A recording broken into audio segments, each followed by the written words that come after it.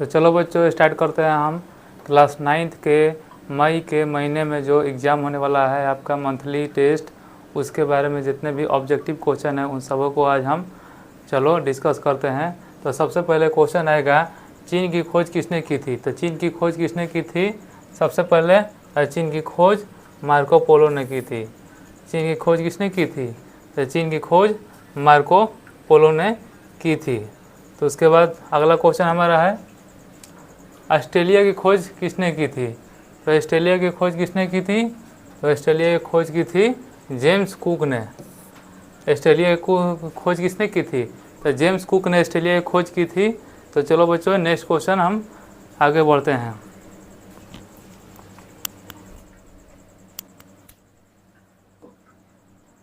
तो तीसरा क्वेश्चन है हमारा, अमेरिकी संविधान कब लागू हुआ?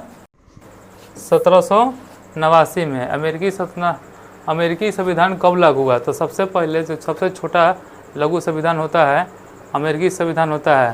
तो अमेरिकी लघु संविधान कब हुआ था?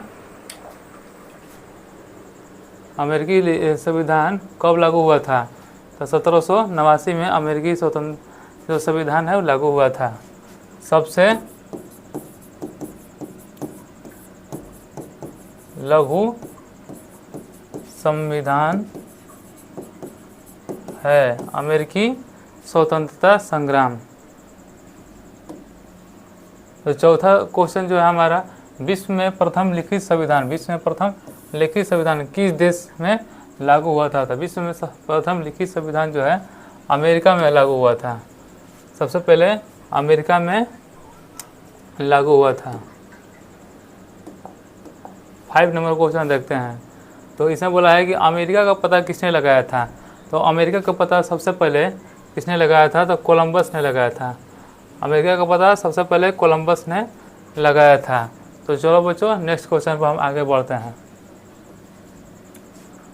स्वाधीनता के पुत्र पुत्रियां नामक संस्था स्थापित की गई थी। स्वाधीनता के पुत्र पुत्रियां नामक संस्था की स्थापित कहाँ की गई थी?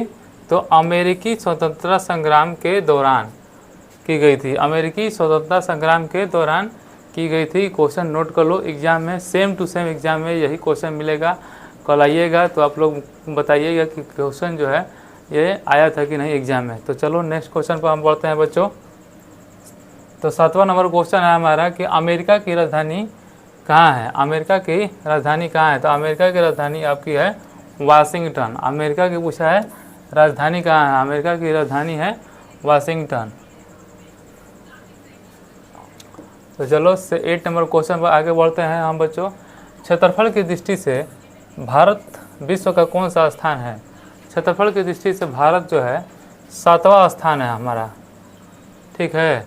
क्षेत्रफल की दृष्टि से भारत जो है कौन सा स्थान है? तो 7वां स्थान जो है भारत का आता है क्षेत्रफल की दृष्टि से। तो चलो बच्चों आगे हम क्वेश्चन में पढ़ते हैं आगे। भारत के अक्षांशीय और देशांतरीय विस्तार में लगभग कितने डिग्री का अंतर है?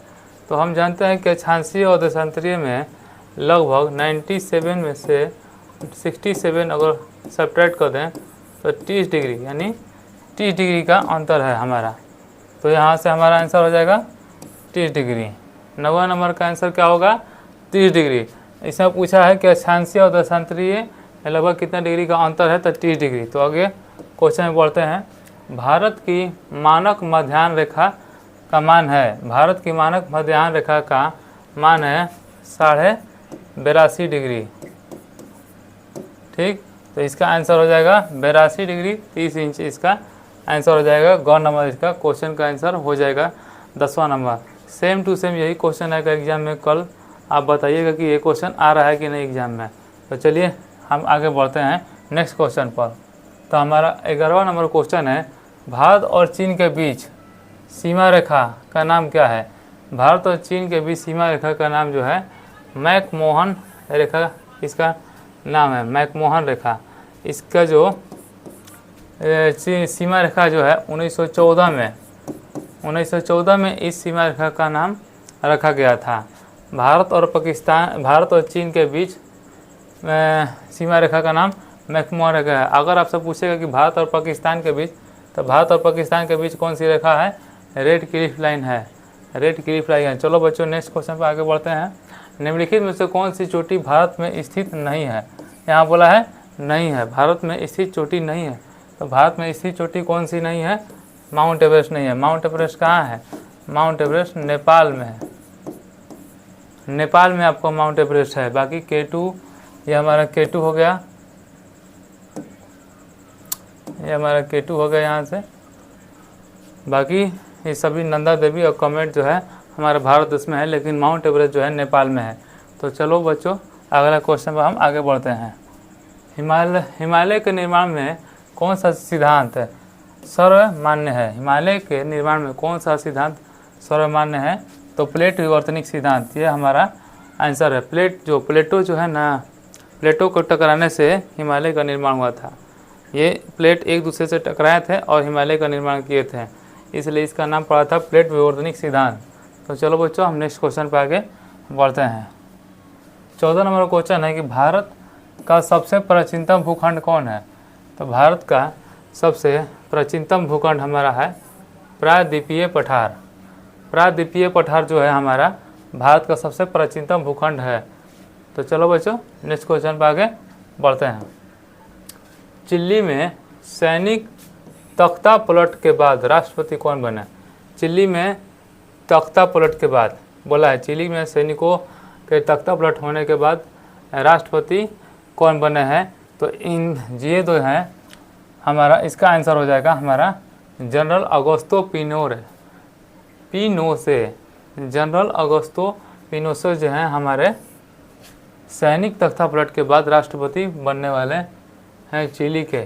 ठीक है, तो अगला क्वेश्चन पर हम बढ़ते हैं बच्चों। अगला क्वेश्चन है 1980 में पोलैंड में मजदूरों के हड़ताल के नेता कौन थे? मजदूरों के जो हड़ताल के नेता थे वह हैं लेक वालेसा। लेक वालेसा जो हैं हमारे इलेक्ट्रीशियन हैं।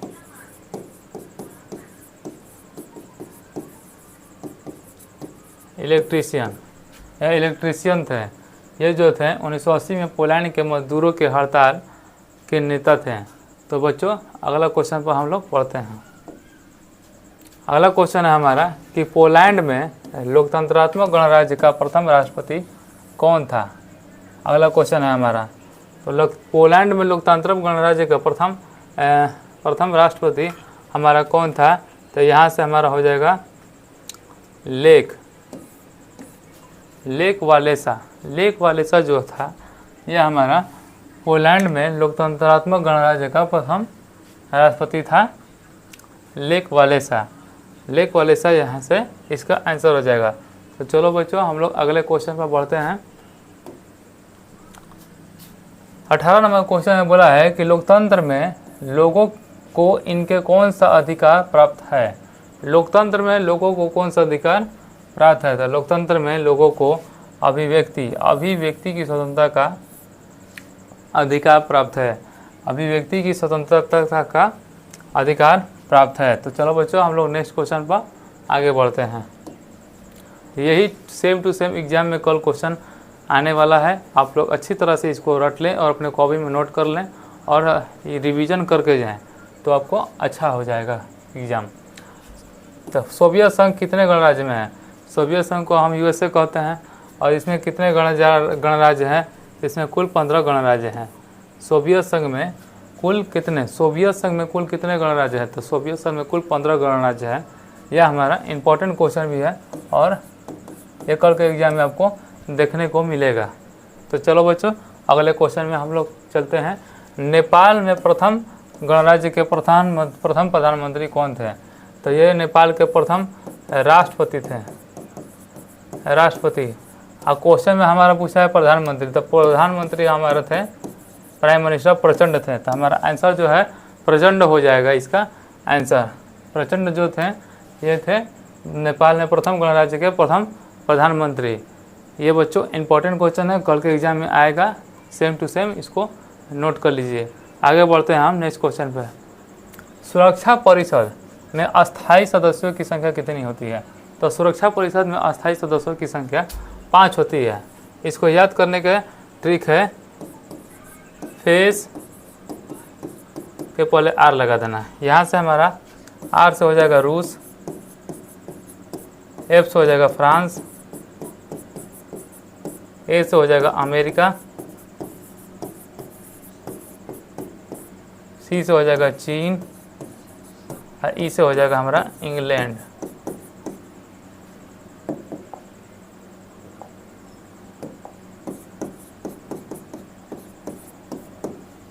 इंग्लैंड हो जाएगा। तो यही 5 देश हैं जो सुरक्षा परिषद के अस्थायी सदस्य हैं। इन्हीं 5 देशों के बारे में आपको बताना है।